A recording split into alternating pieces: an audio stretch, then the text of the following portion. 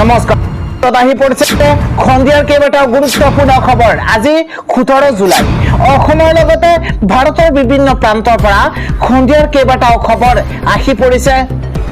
এই মুহূৰ্তে জনাই আছো এটা গুৰুত্বপূৰ্ণ খবৰ। হিমন্ত বিশ্ব শৰ্মাই 1 ঘণ্টা ভাষণ দিয়ক আৰু মই অখিল গগৈয়ে 1 ঘণ্টা ভাষণ দিওঁ অসমৰ অৰ্থনীতিৰ ওপৰত। তেওঁ 1 মাহ পঢ়ি আহক আৰু মই এদিনো কিতাপ নোচোৱাকৈ থাকিম। চাব তেওঁক মই প্ৰতিটো ছেকেণ্ডতে বগৰাই দিম। এয়া অখিল গগৈৰ মন্তব্য। অখিল গগৈয়ে কৈছে হিমন্ত বিশ্ব শৰ্মাই 1 ঘণ্টা ভাষণ দিয়ক, মই 1 ঘণ্টা ভাষণ দিওঁ অৰ্থনীতিৰ ওপৰত। কিন্তু তেওঁ 1 মাহ পঢ়ি আহক আৰু মই এদিনো কিতাপ নোচোৱাকৈ প্ৰতিটো ছেকেণ্ডতে মই তেওঁক বগৰাই দিম। হিমন্ত বিশ্ব শৰ্মাক এইদৰে প্ৰত্যাহ্বান জনাইছে অখিল গগৈয়ে। পৰৱৰ্তী খবৰ, সোনম ৱাংচুকলৈ কংগ্ৰেছৰ সমৰ্থন। যন্ত্ৰৰ মন্ত্ৰত উপস্থিত হৈছে আজি পৱন খেৰা। সোনম ৱাংচুকৰ আন্দোলনৰ প্ৰতি কংগ্ৰেছৰ হৈ সমৰ্থন প্ৰকাশ কৰিছে পৱন খেৰাই আৰু এইদৰে আজিৰ দিনটো সোনম ৱাংচুকলৈ সমৰ্থন আগবঢ়াই যন্ত্ৰৰ মন্ত্ৰত উপস্থিত হৈছে পৱন খেৰা। আন এটা খবৰ হৈছে ডনাল্ড ট্ৰাম্পক কবৰত খোৱালে ইৰাণে। এটা গুৰুত্বপূৰ্ণ খবৰ এই মুহূৰ্তত জনাইছো। প্ৰতিশোধৰ অগণিত জ্বলিছে এতিয়া ইৰাণ। ডনাল্ড ট্ৰাম্পক প্ৰাণে মৰাৰ মুকলি ভাবুকি দিয়া হৈছে। বিগ নিউজ এই মুহূৰ্তত জনাইছো খেমেনিৰ হত্যাৰ প্ৰতিশোধ লোৱাৰ হুংকাৰ দিয়া হৈছে। তেহৰানৰ ইংঘে লাভ স্কোয়াৰত ডনাল্ড ট্ৰাম্পৰ প্ৰতিচ্ছবি অংকন কৰা হৈছে। তেহৰানৰ ইংঘে লাভ স্কোয়াৰত ডনাল্ড ট্ৰাম্পৰ প্ৰতিচ্ছবি অংকন। কলা কফিনত শুই থকা অৱস্থাতেই ডনাল্ড ট্ৰাম্পৰ মৃতদেহ। ফাৰ্চী ইংৰাজী ভাষাত লিখিছে ট্ৰাম্পক হত্যাৰ ভাবুকি। পত্নী সন্তানৰ কফিনতো মেৰিয়াইছে আমেৰিকাৰ পতাকা। খেমেনিৰ প্ৰতিশোধ নোলোৱা পৰ্যন্ত ক্ষান্ত নহয় Iran. Donald Trump, Georgia Meloni সহ 13 নেতাৰ ডেথ ৱাৰেণ্ট। 13 গৰাকী বিশ্ব নেতাৰ বিৰুদ্ধে ইৰাণৰ ডেথ ৱাৰেণ্ট জাৰি হৈছে। ইৰাণৰ হত্যাৰ তালিকাত বিশ্বৰ কেইবাজনো প্ৰধানমন্ত্ৰী, ৰাষ্ট্ৰপতি, 13 নেতাৰ ফটো সন্নিৱিষ্ট কৰি প্ৰকাশ হত্যাৰ তালিকা। খেমেনিৰ হত্যাৰ প্ৰতিশোধ হিচাপে প্ৰকাশ পাইছে তালিকা। খামেনিৰ পুত্ৰই ৰাজহুৱাকৈ কৰিছে এই ঘোষণা। এই তালিকাত নাম থকা সকলে কবৰলৈ যাবলৈ সাজু হওক। এই খবৰ ইৰাণৰ কাকত ইমাম চাহিৰ হৈছে প্ৰকাশ। ইটালীৰ প্ৰধানমন্ত্ৰী জৰ্জিয়া মেলনি, ফ্ৰান্সৰ ৰাষ্ট্ৰপতি মেক্ৰন, জাৰ্মানীৰ চেঞ্চেলৰ ফ্ৰেডৰিক মেৰ্জ সহ 13 নেতাৰ নাম। আমেৰিকাৰ সমৰ্থন কৰাৰ বাবে ইউৰোপীয় দেশসমূহৰ ওপৰত ক্ষোভ। প্ৰতিশোধৰ অগণিত জ্বলিছে এতিয়া ইৰাণ। জনাইছো আন এটা খবৰ, 20 জুলাইলৈকেহে মই জীয়াই থাকিম। সোনম ৱাংচুৰ মন্তব্য। এবাৰ 20 জুলাইলৈকেহে মই জীয়াই থাকিম। 20 জুলাইৰ পিছত মোৰ কেৱল আত্মাটোহে থাকিব।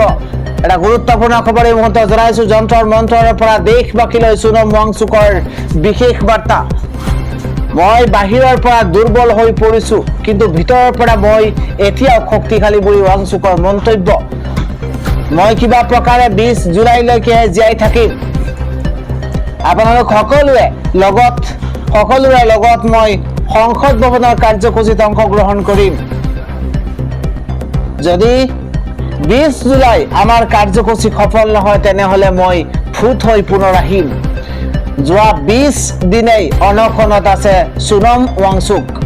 সোনম ৱাংচুকৰ অনশন ভংগ কৰিবলৈ বিভিন্নজনৰ আহ্বান। সোনম ৱাংচুকৰ স্বাস্থ্যক লৈ চিন্তিত হৈ পৰিছে সমগ্ৰ দেশবাসী। ইয়াৰ মাজতে শেষ মন্তব্য সোনম ৱাংচুকৰ, 20 জুলাইৰ পিছত মোৰ কেৱল আত্মাটোহে থাকিব। এই মন্তব্য কৰিছে সোনম ৱাংচুকে। আন এটা খবৰ, লোকপিয়লক লৈ জিলাই জিলাই প্ৰেৰণ কৰা হৈছে জাননী। সকলো কৰ্মচাৰীৰ ছুটী ইতিমধ্যে বাতিল কৰা হৈছে। এই মুহূৰ্তত এটা গুৰুত্বপূৰ্ণ খবৰ, লোকপিয়লক লৈ জিলাই জিলাই জাননী প্ৰেৰণ কৰা হৈছে। লোকপিয়লত জড়িত সকলো কৰ্মচাৰীক ছুটী বাতিল কৰা হৈছে। জৰুৰী কাম থাকিলে বিভাগৰ মুৰব্বীৰ পৰা স্বাক্ষৰ কৰি ল'ব পাৰিব ছুটী। কৰ্তব্যত গাফিলতি কৰিলে বিপদত পৰিব কৰ্মচাৰী। এটা গুৰুত্বপূৰ্ণ খবৰ, 3 বছৰৰ জেল পৰ্যন্ত হ'ব পাৰে কৰ্তব্যৰত কৰ্মচাৰীৰ। ভৰিব লাগিব বৃহৎ পৰিমাণৰ জৰিমনা। ৰাজ্য চৰকাৰৰ তৰফৰ পৰা প্ৰেৰণ কৰা হৈছে জাননী। প্ৰায় 15 বছৰ পাছত ৰাজ্যজুৰি হ'ব লোকপিয়ল। সমগ্ৰ ৰাজ্যত 2 আগষ্টৰ পৰা আৰম্ভ হ'ব লোকপিয়ল। 17 আগষ্টৰ পৰা ঘৰে ঘৰে যাব গণনাকাৰী বিষয়া। 15 ছেপ্টেম্বৰ পৰ্যন্ত চলিব লোকপিয়ল। 2011 চনত হৈছিল দেশজুৰি লোকপিয়ল। SE পৰ্টেল যোগে নাগৰিকে নিজে তথ্য দাখিল কৰিব পাৰিব। লোকপিয়লৰ বাবে ৰাজ্যত নিয়োগ কৰা হৈছে 85,000 গণনাকাৰী বিষয়া। লোকপিয়ল সঞ্চালক বিশ্বজিৎ পেগুৱে আনুষ্ঠানিকভাৱে জনাইছে তথ্য।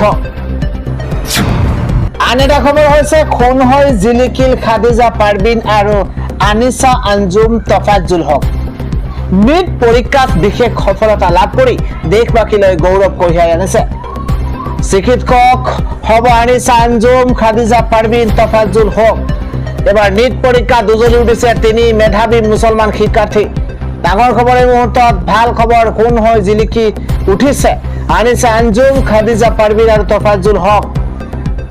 3গৰাকী ৰাইজৰ শুভেচ্ছা আছে। সৰ্বভাৰতীয় পৰ্যায়ত 2659 সংখ্যক স্থান দখল আনিছা আঞ্জুমৰ। সৰ্বমুঠ 571 নম্বৰ লাভ কৰি উত্তীৰ্ণ হৈছে আনিছা আঞ্জুম। বৰপেটা জিলাৰ মাছদিয়া গড়েমাৰীত ঘৰ আনিছা আঞ্জুমৰ। দৰিদ্ৰ কৃষক খাদেম আলীৰ কন্যা খাদিজা পাৰবিন। নিট পৰীক্ষাত 720 নম্বৰৰ ভিতৰত 542 নম্বৰ লাভ কৰিছে। খাদিজাৰ পঢ়িবলৈ নাছিল এখন ভাল টেবুল। খাদিজাৰ থাকিবলৈ ভাল এখন ঘৰ নাছিল। দৰিদ্ৰতাৰ মাজেৰে জীৱন সংগ্ৰাম কৰি সফলতা লাভ কৰিছে খাদিজা পাৰবিনে। এনেদৰে মুকালমুৱাৰ লাও তোলাৰ তফাজ্জুল হকৰো সফলতা। এক দৰিদ্ৰ পৰিয়ালৰ পৰা আজি ডক্টৰ হোৱাৰ সপোন যেন পূৰণ হ'বলৈ গৈ আছে। সৰ্বভাৰতীয় নিট পৰীক্ষাত 587 নম্বৰ লাভ কৰি উজ্বলি উঠিছে তফাজ্জুল হক। আন এটা খবৰ হৈছে পশ্চিমবংগত এক শিহৰণকাৰী ঘটনা। এবাৰ ট্ৰেইনে মহতিয়াই লৈ গৈছে স্কুটি ভেন। এটা দুখবৰ, ৰেল লাইন পাৰ হ'বলৈ লৈতে ভয়ংকৰ ঘটনা সংঘটিত হৈছে। এইবাৰ প্ৰচণ্ড শব্দৰে ৰেলে মহতিয়াই লৈ গৈছে স্কুল ভেন। ৰেল লাইনতেই হঠাৎ ৰৈ গৈছিল পাৰ হ'বলৈ ধৰা বাহনখন আৰু তাৰ পাছতে পশ্চিমবংগৰ মুৰ্ছিদাবাদত সংঘটিত হৈছে এই ঘটনা। থিতাহত হৈছে 2 শিশুসহ 3গৰাকীকৈ লোক। ৰেলৱে ক্ৰছিঙত থকা গেটমেনক আটক কৰিছে ইতিমধ্যে আৰক্ষীয়ে। আহতসকলক ততাতৈয়াকৈ প্ৰেৰণ কৰা হৈছে চিকিৎসালয়ত। তদন্তৰ বাবে ঘটনাস্থলীত উপস্থিত হৈছে 10জনীয়া দল। জনাইছো পৰৱৰ্তী খবৰ, সোনম ৱাংচুক হ'ব লাগে দেশৰ শিক্ষামন্ত্ৰী। এটা গুৰুত্বপূৰ্ণ খবৰ, সোনম ৱাংচুক হ'ব লাগে দেশৰ শিক্ষামন্ত্ৰী। ধৰ্মেন্দ্ৰ প্ৰধানক আঁতৰ কৰি সোনম ৱাংচুকক দিব লাগে দায়িত্ব। ধৰ্মেন্দ্ৰ প্ৰধানক আঁতৰ কৰি সোনম ৱাংচুকক দিব লাগে দায়িত্ব। যন্ত্ৰৰ মন্ত্ৰত এই দাবী দিল্লীৰ প্ৰাক্তন মুখ্যমন্ত্ৰী অৰবিন্দ কেজৰিৱালৰ। ধৰ্মেন্দ্ৰ প্ৰধানৰ নেতৃত্বত শিক্ষা ব্যৱস্থা পুতৌ লগা হৈ পৰিছে। পৰীক্ষা হলেই পেপাৰ লিক হয়। নিট পৰীক্ষাক প্ৰশ্ন কাকত ফাদিলৰ বাবে জগৰীয়া ধৰ্মেন্দ্ৰ প্ৰধান। এতিয়া সিস্টেম সলনি কৰিবই লাগিব। মানসিকভাৱে শিক্ষাৰ্থী শেষ হৈ গৈছে। শিক্ষাৰ্থী আত্মহত্যাৰ বাবে জগৰীয়া হৈছে ধৰ্মেন্দ্ৰ প্ৰধান। অহংকাৰৰ ডুব গৈ আছে নৰেন্দ্ৰ মোদী চৰকাৰ। এতিয়া শিক্ষাৰ্থীৰ কথা শুনি লওক মোদী চৰকাৰে।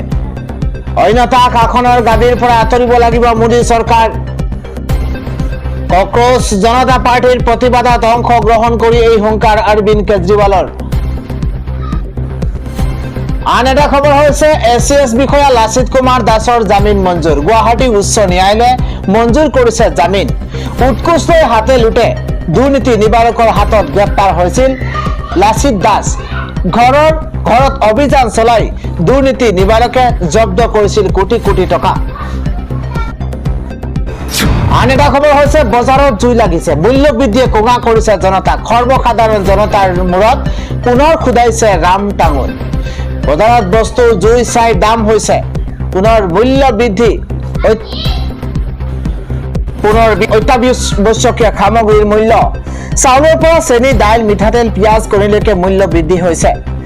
1220 টকীয়া BPT চাউলৰ প্ৰতি বেগত মূল্য হৈছে গৈ 1410 টকা। এবাৰ 1570 টকীয়া সোণা চক্তি চাউলৰ প্ৰতি বেগতে দাম হৈছে গৈ 1820 টকা।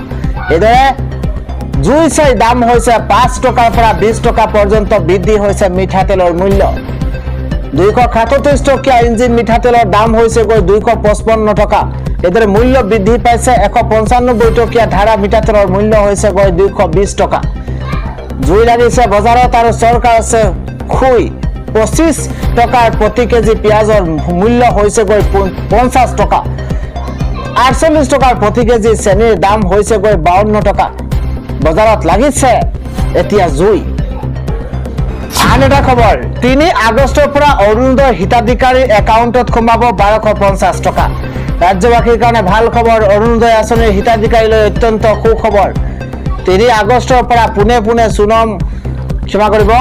3 আগষ্টৰ পৰা পোনে পোনে সোমাব অৰুণোদয় আঁচনিৰ ধন।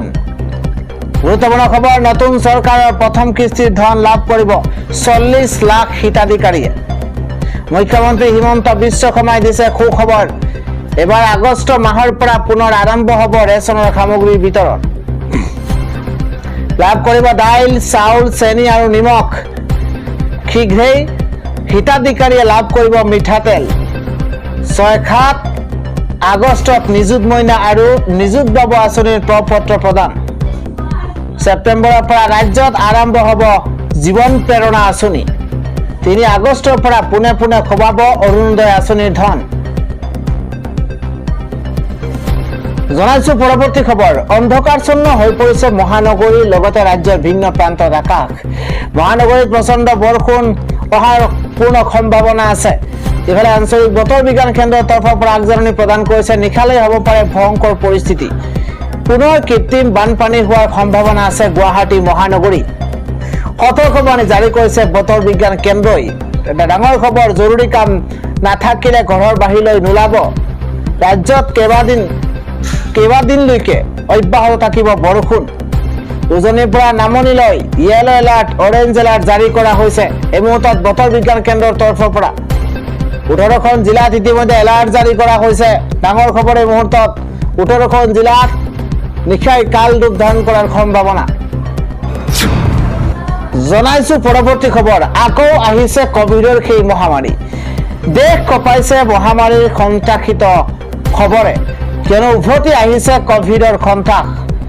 অন্ধ্ৰপ্ৰদেশত কভিডৰ বিভীষিকা। মাত্ৰ কেইটামান দিনতে কভিডত আক্ৰান্ত হৈ 12 গৰাকী আক্ৰান্ত হৈছে। ইফালে কভিডৰ আক্ৰান্ত হৈ 4 জনৰ কৰুণ মৃত্যু। অস্বাভাৱিক হাৰত বাঢ়িছে মৃত্যুৰ সংখ্যা। এটা দুখবৰ এই মুহূৰ্তত জনাইছো, ৰূপ সলাইছে কভিড মহামাৰীয়ে। নতুন মিউটেশ্যনে লৈছে কাল ৰূপ। কভিডৰ পৰা বাচিবলৈ হাহাকাৰ স্বাস্থ্য বিভাগ। কভিডৰ উৎস বিচাৰি চলোৱা হৈছে তীব্ৰ কণ্টাক্ট ট্ৰেচিং। গোটেই বিশ্বতে বিয়পি পৰাৰ শংকাত প্ৰতিটো কোণত সংকেত। মুঠত এটা উদ্বেগজনক খবৰ, পুনৰ ভয়ংকৰ ৰূপ ল'ব নেকি কভিডে। আগবঢ়াইছো পৰৱৰ্তী খবৰ, মুখ্যমন্ত্ৰীক ধন্যবাদ জনাইছে মিয়া সমাজে। ফটকা ফুটাই আনন্দ উল্লাস কৰিছে। মিয়াৰ মুখে মুখে এতিয়া মুখ্যমন্ত্ৰীগৰাকীৰ প্ৰশংসা। মুখ্যমন্ত্ৰীৰ প্ৰশংসাত পঞ্চমুখ হৈ পৰিছে মিয়া সমাজ। এইবাৰ ফটকা ফুটাই আনন্দ উচ্ছ্বাস কৰিছে মিয়া সমাজে, কিয়নো মিয়াৰ মুখে মুখে এতিয়া মুখ্যমন্ত্ৰীৰ প্ৰশংসা।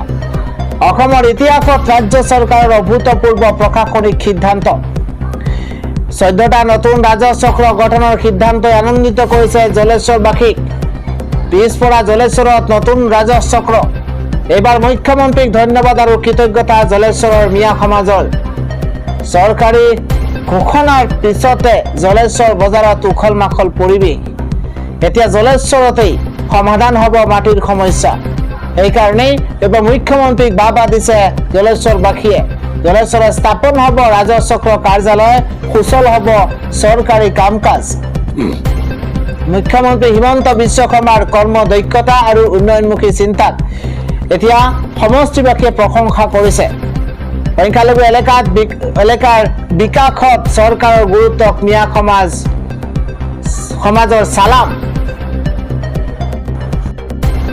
পৰৱৰ্তী খবৰ, প্ৰধানমন্ত্ৰী নৰেন্দ্ৰ মোদীয়ে উদ্বোধন কৰিলে দেশৰ প্ৰথমখন হাইড্ৰজেন চালিত ৰেল।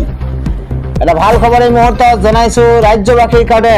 ভাৰতীয় ৰেলৱে ইতিহাস সৃষ্টি কৰিছে। বৃহস্পতিবাৰে দেশৰ প্ৰথমখন হাইড্ৰজেন চালিত ৰেল উদ্বোধন কৰিছে প্ৰধানমন্ত্ৰী নৰেন্দ্ৰ মোদীয়ে। ৰেল উদ্বোধন কৰিছে প্ৰধানমন্ত্ৰীগৰাকীয়ে। প্ৰথম অৱস্থাত প্ৰদূষণমুক্ত আধুনিক পৰিৱেশ অনুকূল প্ৰযুক্তিৰে এইখন ৰেল হাৰিয়ানাৰ 89 কিলোমিটাৰ দৈৰ্ঘ্যৰ জিন্দ শোণিপথ পথত চলিব। বিশেষজ্ঞসকলে জনাইছে যে এই প্ৰযুক্তিত বিদ্যুৎ উৎপাদনৰ আৰু হাইড্ৰজেন ফুয়েল চেল ব্যৱহাৰ কৰা হয়। ডিজেল চালিত ৰেলতকৈ ই বহু বেছি পৰিৱেশ অনুকূল। বিশেষ প্ৰযুক্তিৰ ব্যৱহাৰত হাইড্ৰজেন সংৰক্ষণ আৰু ইন্ধন ভৰোৱাৰ সুবিধাও আছে।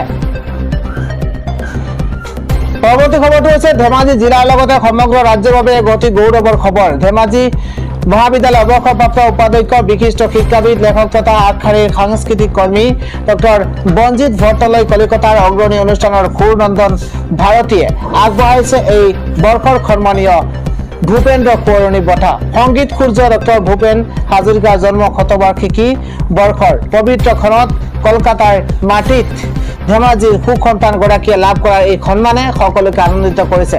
উল্লেখযোগ্য যে সুৰনন্দন ভাৰতী হৈছে ৰাষ্ট্ৰীয় আৰু আন্তঃৰাষ্ট্ৰীয় পৰ্যায়ৰ সংগীত, সাহিত্য আৰু কলা আদি বিষয়ক শিক্ষা, প্ৰশিক্ষণ তথা পৰীক্ষা পৰিচালনাৰ সৈতে ঐকান্তিকভাৱে নিমগ্ন হৈ থকা এক চৰকাৰী অনুমোদনপ্ৰাপ্ত অন্যতম শীৰ্ষ অনুষ্ঠান। এই প্ৰতিষ্ঠানখন আন্তৰ্জাতিক সংগীত মঞ্চৰ সৈতে সক্ৰিয়ভাৱে জড়িত।